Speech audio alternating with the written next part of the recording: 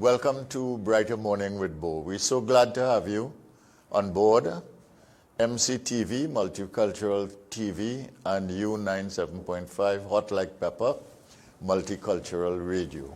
This morning, we have two fine guests for you.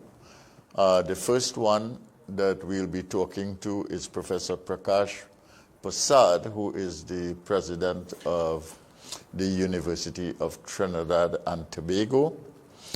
And the second guest will be Ms. Diana Benskin, who is a poet and cultural activist in the United States, the town or city of Connecticut.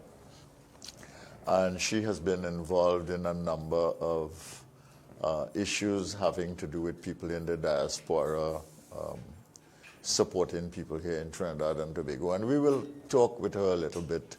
And therefore, we have a very diverse program today in terms of the content. One on higher education and its challenges and opportunities, and the second one on the social issues that have derived out of COVID. But before we get to our first guest, Professor Prasad, I just want to mention a few things that are taking place here and across the world. I want to start by commending the staff of the hospital system of Trinidad and Tobago in the Ministry of Health for what they have been able to achieve with the pregnant women and their babies in Trinidad and Tobago. We heard on the news from Chanel Al-Suran that 285 pregnant women had contracted COVID and had entered various stages of COVID suffering, including going to the ICU. And out of those 285 pregnant women, all of them survived and all of them delivered their babies.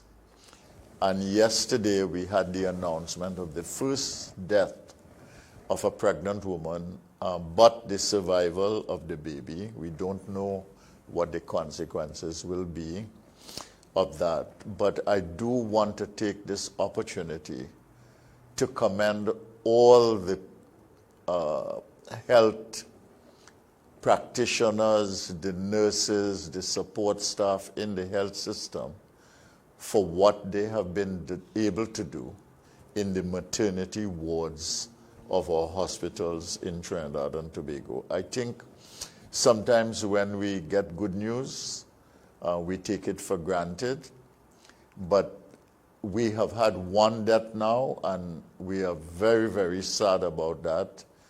A mother who has died while her baby has been born.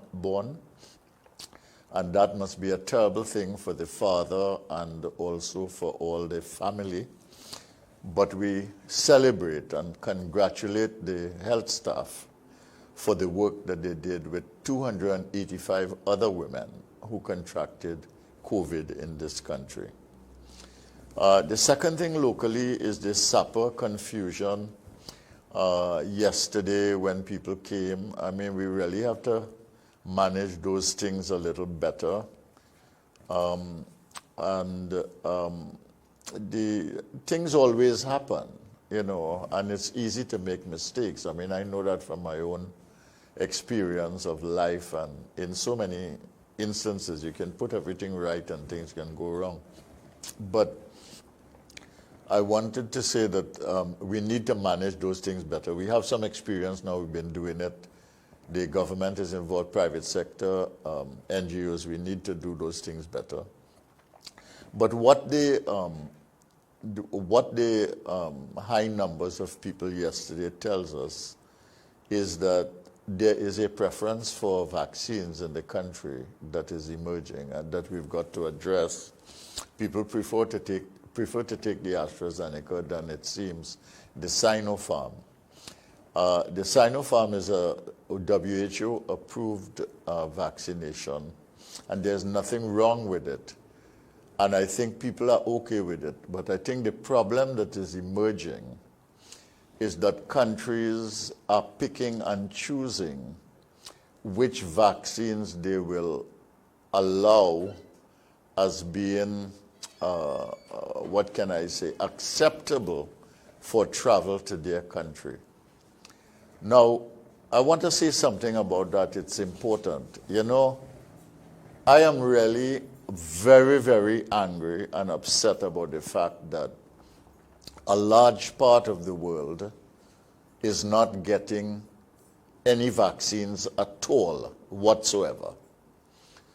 And the industrial countries, although they have a problem of hesitancy, have literally hoarded all of the vaccines. But I want to say to the industrialized countries and the governments of those countries, and I hope that the ambassadors here will take note of what I'm saying. You can't have a World Health Organization approving vaccines on behalf of the world system, and then countries arbitrarily and selectively determining which of the approved vaccines they are going to accept in their own country. And I want to say either we have a world system with WHO that acts on behalf of all countries that fund it, support it, and live by its rules, or we have a free-for-all in the country, in the world, in which every country does what it wants. And then we will have no action on climate change, we'll have no action on sustainable development, we'll have no cooperation on finance, we will have no cooperation at all to keep peace in the world. So I want to ask the industrialized world, through their ambassadors here in Trinidad and Tobago, what kind of world do they want? And I'm going to say to you that you cannot have, on the one hand, a World Health Organization approving vaccines with the strength of the world system behind it, and then individual countries, because of power and authority and arbitrariness and selectivity and geopolitics, then determining which of the approved vaccines are going to be approved for travel to their country. If I have to say more about this, I will continue to say it. But I think that the world system should agree that whatever the WHO approves is an approved vaccine. And if there are travel restrictions that have to do with the vaccinated and the unvaccinated, I can appreciate and understand that because of the possibility of infections and the likelihood of severe infections leading to death of the unvaccinated with the variants. But there can be no compromise on the fact that WHO-approved vaccines must be acceptable to all countries who subscribe to the WHO system. Is our guest on? He's on. All right, I will stop at this point. There are other issues that we need to address, but I think we've had our say on important issues related to Trinidad and Tobago. I will deal with another local issue which I consider very important, perhaps after we complete our discussion with our first guest. And I want to mention a couple of international things as well, if we have time. So good morning to you. This is A Brighter Morning with Bo. We thank you for watching. We thank you for listening. Thanks for staying with us. If you want to call us, our number is 609-6283. Our number is 609-6284. Feel free, please, and we'll take your calls, let you have your say, and we'll respond to any questions that you ask. So, thank you very much. Could I welcome now Professor Prakash Prasad? How are you, sir? Fine. How about you? Well, first of all, let me address you as president of the University of Trinidad and Tobago. Congratulations. It's a very important leadership job in the country. And I want to wish you well in that particular job. I know it has been a recent appointment. And secondly, I want to thank you for coming on the program and for having a discussion with me on the issues here. I want to focus on UTT and tertiary education generally. I know you've had a lot of experience and exposure. You've been at UWI before. You've been at various institutions, including, I think, NIHUS for science and technology. Yeah. And then now at UTT. So you have a lot of experience in this area, and it's important to share that with the population. But tell me something. What is happening to UTT now? What are the big challenges that you face, and how are you wrestling with this and trying to find a way forward? Well, again, good morning to everyone, and thank you for having me. Yes. We're facing the challenges most people face now with finance. So we are trying to adjust for that. How can we readjust the operations of UTT to enable us to live in these hard times? So that's a major challenge. And to achieve that, what we're doing, we're looking at deficit reduction. We went through a sort of severance exercise about a year and a half ago, and there is no intention at this point to sever anybody again. But we're looking at how can we make the operations a bit more efficient so that we can survive within the budget that we allocated. Okay, you mentioned the issue of some people who have been severed. A lot of people have, I mean, I've seen the things on social media, I've seen in the press, some letters, etc. People feel that they weren't properly treated in the severance decision of UTT. They feel that things have been done arbitrarily, they have not been done fairly, and they have not been done, I would say, with due consideration for the what can I say, the role that UTT is expected to play in Trinidad and Tobago. How do you respond to that? I mean, are they correct, or are they skewed in their views, or what is your view? Well, what I can say, I came in as vice president in October 2019 when the exercise was completed. So I've heard what people have said, I've seen it, I've looked at it. What I would say, what was done cannot be changed now, but what we can look at is how do we go forward to resolve some of the issues. So that's the most I can say at this point. Okay. So this happened before your time, and Yes. what's done is done. And as you move forward, you can take into account the fact that some of these people may have something to contribute again. Is that what you're saying? What I'm saying as we go forward, I'm ensuring that everything that we do is transparent. Okay. So when I came in, we started discussions with staff. So we keep all staff involved all the time. I think it's important for us to engage with the stakeholders. And in any change management system, you need to talk to the major stakeholders, who are the students and the staff. In this case, with regard to jobs, will be the staff. So we have done that, and we're trying to ensure that whatever we do is transparent and is level across the board, so people can ask. And we have been trying to address some of these issues as we go along. Okay. The commitment to transparency is very good. The commitment to consultation is also, I think, very significant. And I know your style. I know, and I think you will hold to that. So I wish you well as you go forward. But this issue of finance, I mean, how much money, well, before I get to the money question, because the money is really dependent on what you are seeking to achieve, how do you see UTT now that you've had a number of employees that have been severed? Where do you see UTT now as a much more trimmed entity and going forward reducing its offerings and maybe tightening up what it offers to the population and how it does that? Is that what the thinking is?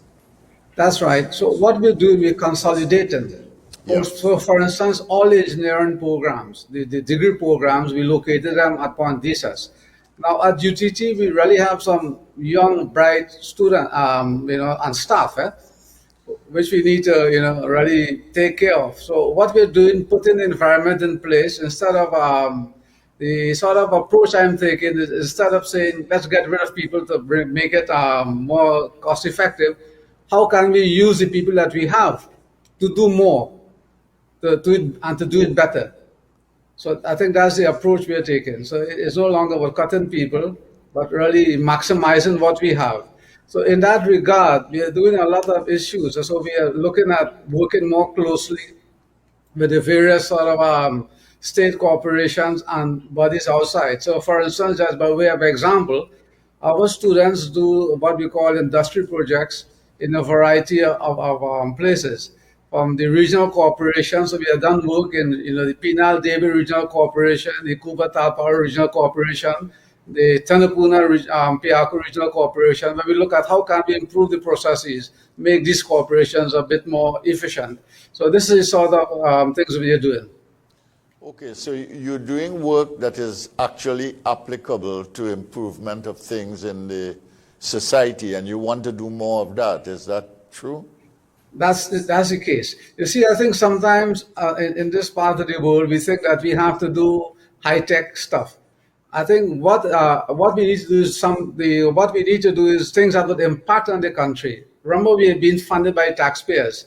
So therefore, the important thing is how do we improve the lives of taxpayers, or the citizens of this country?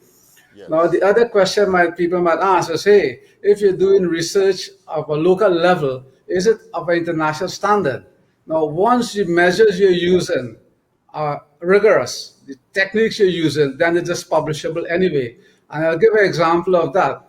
So, for instance, the Caroni with the plots, 2-acre plots in Caroni, we had a project done by one of our staff members looking at using solar energy and artificial intelligence for irrigation.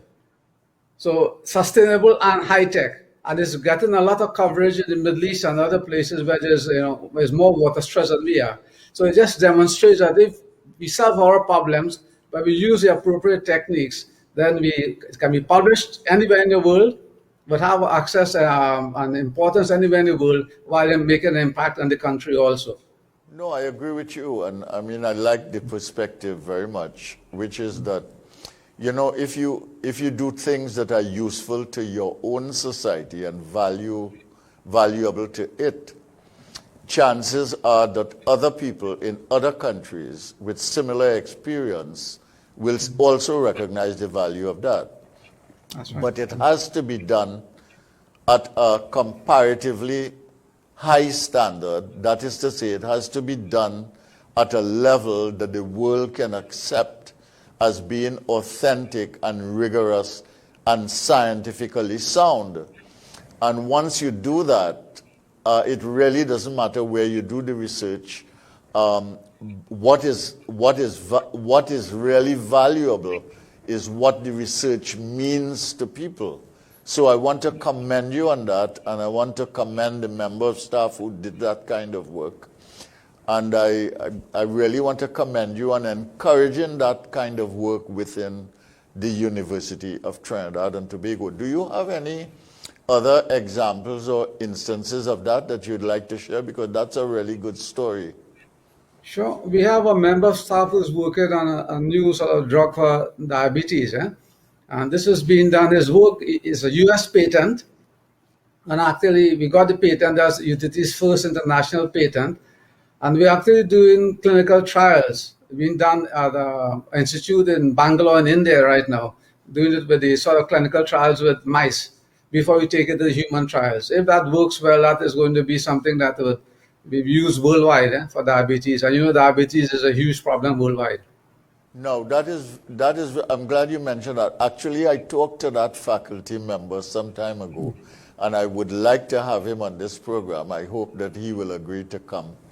And I'm aware of the fact that you have patent issues that you want to protect and intellectual property issues. But that is going to be a major breakthrough. I mean, diabetes is a worldwide scourge, and it is a terrible condition in Trinidad and Tobago. I mean, we have it not only massively in the population, but we also have a situation which is now emerging in young children in the schools. And you have the other phenomenon of diabetic mothers and how you treat that and how you deal with the issue of the child, protecting the child, knowing that the child comes from a diabetic mother, how you might manage that to ensure that the child doesn't end up with a burden too heavy to carry later. So I'd be very interested in talking to that faculty member. I did speak to him on the phone, and I would like to have him on if it's okay with you. Yeah, sure. You're most welcome. I think it would be useful for people to know what we're doing at UTT. I know we got a lot of negative publicity some time ago, but a lot of good work has taken place. Okay, well, no, I'm glad, and you're sharing it, which is important, and this is wonderful. We need some good news in this pandemic period where everything is so horrible, and basically the human system has been crippled in the world. And in Trinidad and Tobago, I mean, there's a lot of frustration here. The mental health situation is becoming very bad as people feel kind of imprisoned. They're tired of the COVID.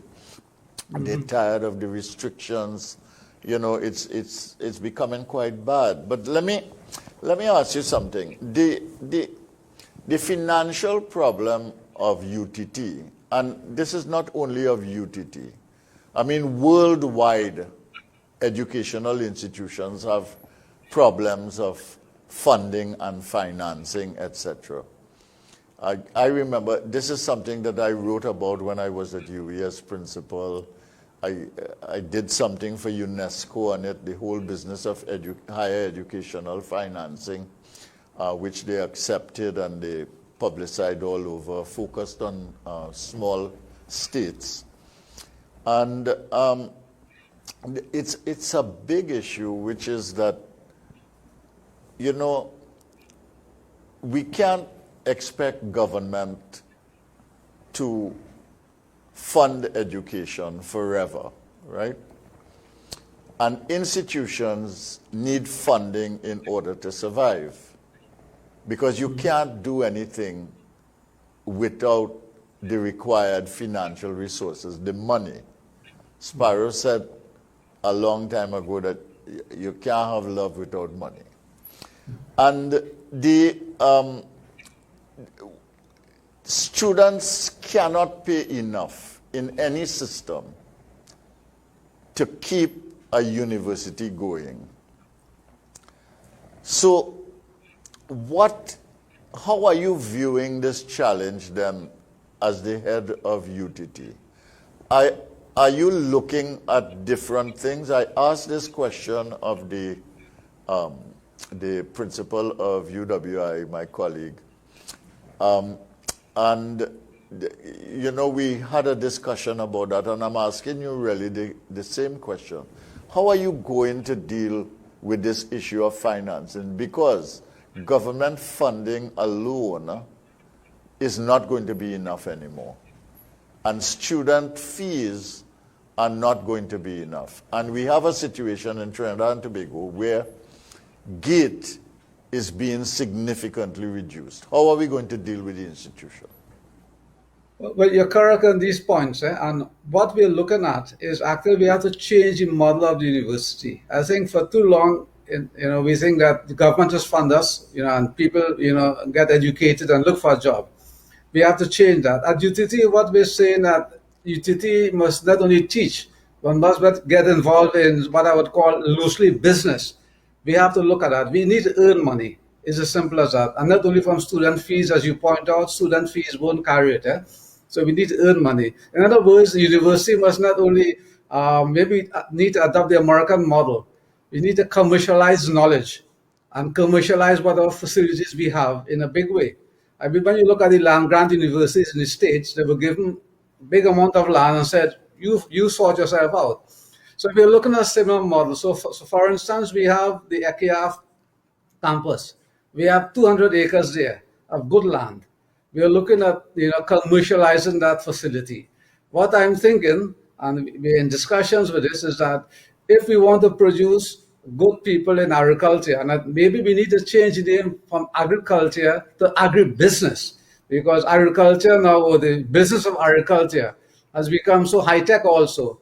So what we want to do is to commercialize it and set up a sort of a commercial farm there, that when we train people, come in and see how you actually run a farm and run so business-wise in order to make money, because agriculture can make a significant impact on the economy of this country. So we're looking at earning money also, not only getting from the government, we have to earn money. And lastly, I've asked the board that we need to get, charitable body status, that for endowments. A lot of the big universities have endowments. Recently, Harvard got $5 billion in endowments. So endowments provide a significant amount of finance for university to operate. So this is what we are looking at.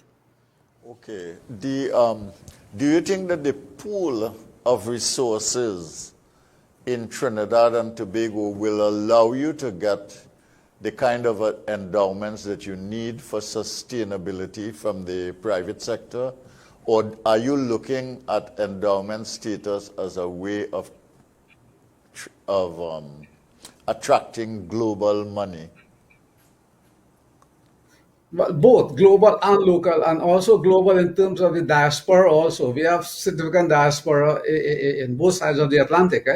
So if we are doing things that that look better for them, and we can get them interested in it, then that will work. So actually, endowment is one part, but I think the significant part is that we have to earn our sort of income also through business. So the university must become more business oriented, and if we actually work that makes an impact, our work, the students' work, the staff work makes an impact in the country, then the industry here would be more, be less reluctant to invest with us. And finally, we're looking at a lot more public-private partnerships. For instance, the commercialization of the farm at ECIAF has to be public-private. That's how it's going to be. I mean, we have to face the reality. Nobody's going to give you money for free. Yes, so you're looking at public-private in terms of an agricultural enterprise. In the first instance, yes. That's one of the projects. You have to be careful how you say things. I remember when I said at the University of the West Indies as principal that the university has to be more, the university is not a business, but it has to be more business-like. Just like businesses are not universities, but they have to become more like learning organizations. Some people wanted to cut my neck off, So, yeah, but I don't see how universities are going to operate in the world without understanding that a business-like, business-oriented, efficient and effective value-creating model is necessary for their sustainability. You touched a little bit on research and applications, and that's really good. But you are an engineer, you're a scientist, and before you became an administrator, and you probably have continuing interest, I don't know if you have time for it, in that kind of research. We have a problem in Trinidad and Tobago with science and technology at the secondary level. which is to say that you do not have enough students who become involved in it. And then the transference to the tertiary level becomes a small number. But as you yourself said, the whole business of knowledge is a big issue in the world today, and science and technology are critical. UTT was conceived as a university in which the focus would really be on science, technology, engineering, things like that, in a complementary and supplementary way with the University of the West Indies. Are we pursuing a path like that, or has something different happened? No, we are still doing that. We have good working relationship with UWI Faculty of Engineering, and other faculties also. So I think both institutions must be complementary, in terms of the activities, and have some sort of mutual cooperation. I don't think the country can afford two separate institutions doing different work. So I think some sort of rationalization at the tertiary level has to be done. But that is happening, and I don't think it's changing. But UTT, the first point about UTT being set up mainly engineering, I think to put that in a more nuanced perspective, that we have, for instance, sports, but then engineering, biomechanics in sports is important, which is engineering. The equipment training again is engineering. So what we're trying to do is trying to sort of have this multidisciplinary approach to education, where engineering actually, and which is science and technology, forms a part of it. So, for instance, one of our staff members came up with a new sort of exercise machine that which he patented, and we're trying to commercialize it now. So this gives some idea as to what we're doing. In terms of steel pan, for instance, we are looking at, in fact, one research student is looking at how do we define what is a good steel pan, what's a good strong steel pan, because you have various manufacturers. So a set of standards using science and technology to make the other institutions or other base forms of knowledge, music, sports, agriculture, whatever, make it more efficient and more standardized. Okay. Well, I'm really glad to hear that. I want to go back to this agriculture thing, though, because it's so important. I mean, we have a heavy food import bill, as you know. It's very large. It's about $6 billion. And we have a balance of payments problem, and which dips into the foreign exchange all the time and makes it very difficult for us to survive in the long term. So the production system in agriculture is very important, but also the management of the system after production to allow us to go into agribusiness, agro-industries, to package for exports, to make other goods that can be exported. Some people are doing that, various companies in the country and so on. Is that where your focus is in agriculture? Yeah, it's the entire chain, from production in the fields to the processing and the factories. Sort of how do you, for instance, we are making. Can we make cheese in Trinidad? We produce milk. Can we make some sort of cheese? Yogurt, actually, we can do in Trinidad, whether you want to call it dahi or yogurt. So a set of things we can do, and some of these things can be exported outwards, other than just growing the vegetables and trying to sell it abroad, as been done now. Yes, I agree with you. So you're looking at the value-added element from the production system. And you have people working and trying to study that and trying to also build business partnerships with the private sector in order to get some of this thing going, right? That's right. So, for instance, that's why we're getting engineers involved in agriculture. They're going to look at the machinery, and this is something, it reminds me, over the years I've been in the Caribbean talking about this, that when we look at, food equipment, restaurant equipment, kitchen equipment, for producing food or helping in preparing food, is all based on sort of Western food. So, for instance, I mean, can you think we haven't gotten a Pylori machine as yet? Yes. How can we make Pylori in a production line? So what I'm saying for the Eastern culture, there are a variety of things that we can do. I mean, way back, I remember when I was at UWI, working with one of my colleagues here, trying to see could we make dal puri, a machine to make dal puri. Now it's very complex, but it could be done. And if you do these things, then there's another area of business that we can design machinery, manufacture, and sell to the rest of the world. Yeah, well, some people are doing it now on a small scale. They're making dal puri, they're making paratha, and they are selling it on a small scale. And I've tried them, and they're really pretty good quality. I don't know what is the process. I don't know if they do it by hand or if they have a system, but I'm glad that you're looking at this, and there's so many other things that we can do. We have such a multicultural, diverse society in Trinidad and Tobago. Every culture, every element of this society produces something that is unique and valuable. And we could make those things valuable to the world because of the sheer diversity of opportunity that we can create out of them. You But know? this is something our strength which we not use. And in fact, I told you music program that recently that here we are very lucky. We have all these various cultural streams, Yes, of and we course. can It's an already produce asset. stuff. Yeah. It's a real asset. Um, I'm going to have, later in the month, I'm going to have two very distinguished, talented sons of Trinidad and Tobago. One of them is David Rudder, and the other one is Mangal Patesar.